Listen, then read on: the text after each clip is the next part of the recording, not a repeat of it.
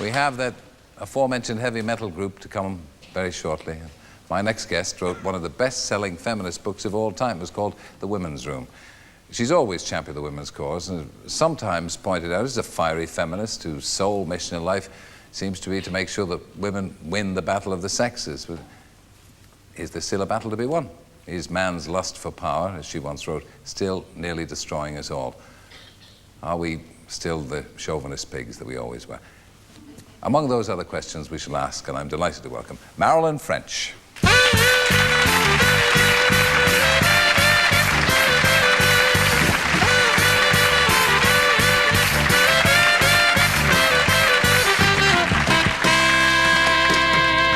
Now, over the years, particularly since the Women's Room, I suppose you find that, that men have a particularly negative or positive reaction to you? How do people react to you? Do they put you in a box immediately as a fiery feminist? Well, what happened after the Women's Room was published was I would go to a party, especially if I had just given a speech, and the women would be thronging around me, and they'd lead me into the reception room, and there against the wall were all the men, like that. Sometimes one would come up to me and say, "I want you to know you're responsible for my divorce." What could I say? I said, I'm sure you had something to do with it yourself. Now, the Women's Room didn't paint men in tremendously glowing colors, and it certainly painted them as exploiting women. Was that drawn from observation or from your own experience? It was drawn from observation, but observation is one's own experience, especially if you're a woman. I mean, you do, when you're raising children, sit around the coffee table and you talk to your friends and you hear their stories, and that becomes part of your own life. Women have close communities. I don't know how many women's stories I must have heard in my lifetime, hundreds, and that line is in the book. I've swallowed all these women's voices, and they are in my head. I had been writing for a long time. I'd been writing for about 20 years before the Women's Room was published, but I never got anything published.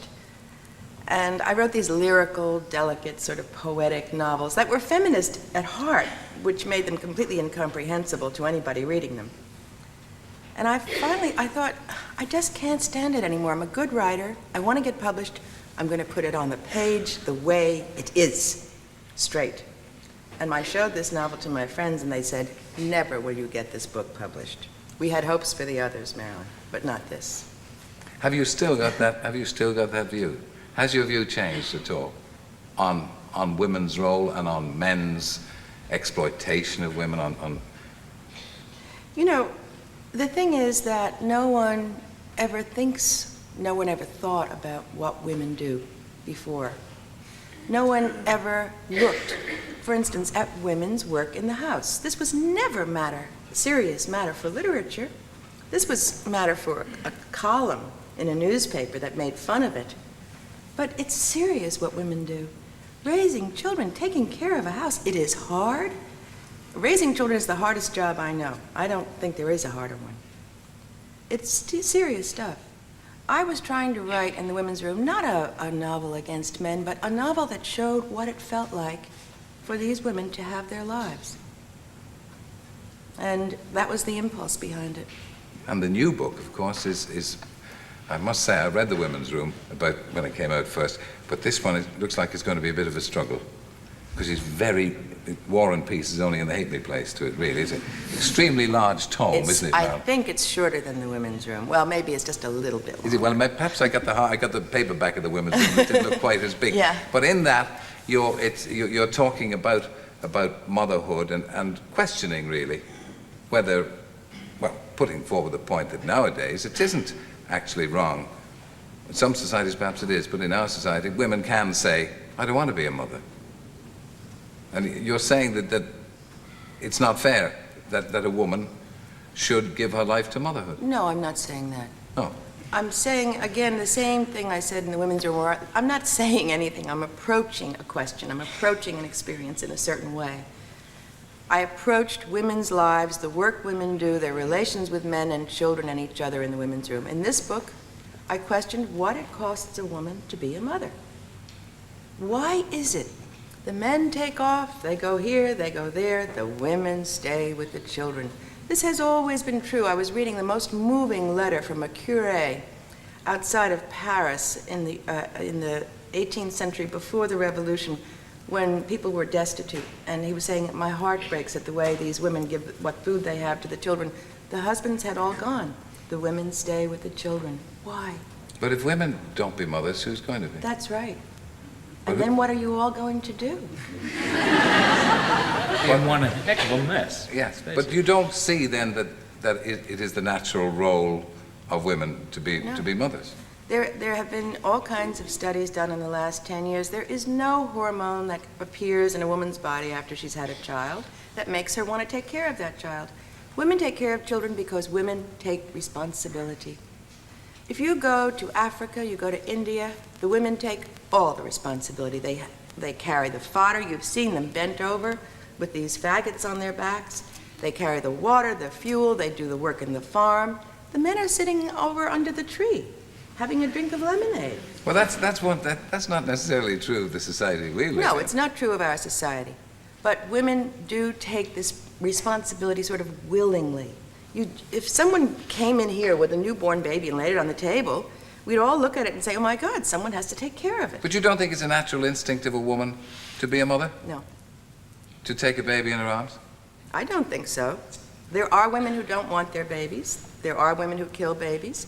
And there are women who never gave birth to a baby who take care of an adoptive child just as beautifully as if it were her own. You're not saying I'm sure you're not saying it's invalid for a woman to want to be a mother, to want to give up her career, to want to give her life to her children. No, I'm saying that women do it out of a deep sense of responsibility and out of love for a helpless creature.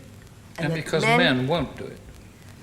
Or maybe very few men. But you know, I don't think that's why women do it. I think maybe men won't do it because women do it. And maybe if men start to do it, we could do it together, which would be eminently better. But you don't think men are getting any better? Oh, I think some are getting better. But when I look at the world worldwide, Terry, the bombs are still there, the pollution is still there. How much responsibility are men taking for the future of the human race? You still think that we're the violent ones? You don't think women are capable of doing things? Oh, of course women have violence and anger in them, but look at the statistics. I mean, how many men are running the Pentagon? I mean, how many women? I'm glad you changed that. You had me foxed there for a minute. I may have been right the first time, too, but... Well, yes, quite. Nancy, for instance. Oh, I don't think Nancy has much power. No. Yeah. Do you go along with that part of the way? You obviously do. I go along with it 100%. I think... You see, I was a child during the war, and I suppose I was brought up with my mother, for instance. Every child's, the first woman, every child knows this is mother, right?